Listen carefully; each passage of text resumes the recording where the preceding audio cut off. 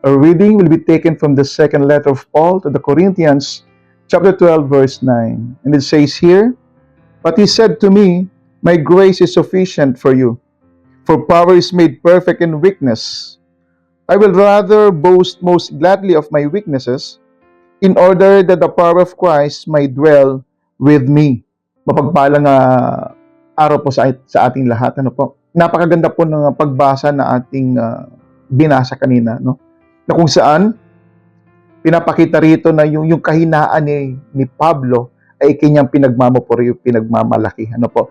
Pero taliwa sa ating mga tao, mga normal na tao, na kung saan yung ating mga kahinaan, yung mga pangit na aspeto natin, inaalis natin, di po ba? At hanggat maaari, kinukubli natin. Pero siya, sinasabi niya rito, no? Na pinagmamapuri niya, itinatas yung kanyang weaknesses. Kasi bakit? Dahil sa kanyang kahinaan, o kakulangan, o limitasyon, doon niya nakikita o nararamdaman yung pagkilos ng Diyos. So maganda pong reflection din po sa ating mga kapatid ko, no? Na tayo na kapag dumaranas tayo ng kahinaan, yung low esteem tayo, yung ang baba ng ating pananaw, pero doon pala natin makikita o maranasan yung pagkilos ng Diyos. So uno, aminin natin na tayo ay mahina. Tayo ay may kahinaan.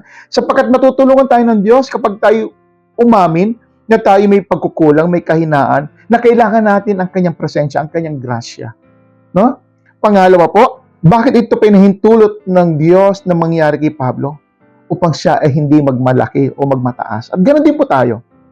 Pinapahintulutan ng Panginoon na dumanas tayo ng mga pagsubok upang ipaalala sa atin na tayo ay may limitasyon, may kahinaan, upang laging ilagay natin sa ating mga puso at isipan na kailangan natin ng Diyos. No?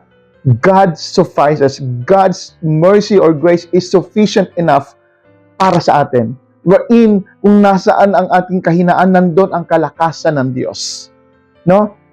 Tutulungan tayo ng Diyos sa tuwing tayo dumaranas ng mga pagsubok ng buhay.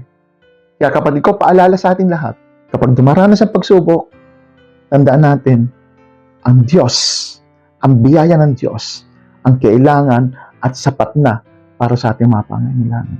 Tayo manalangin. Panginoon, samahan po kami at gabayan, tulungan at turuan, o Diyos, na sa ganoon sa tuwing kami dumaranas sa mga pagsubok ng buhay, lagi mong ipaalala sa amin na ikaw ay sapat na ikaw ang siyang bahalang tumulong sa amin, ikaw ang aming magiging kalakasan sa lahat ng mga problema o pasanin sa aming mga buhay. Amen at amen.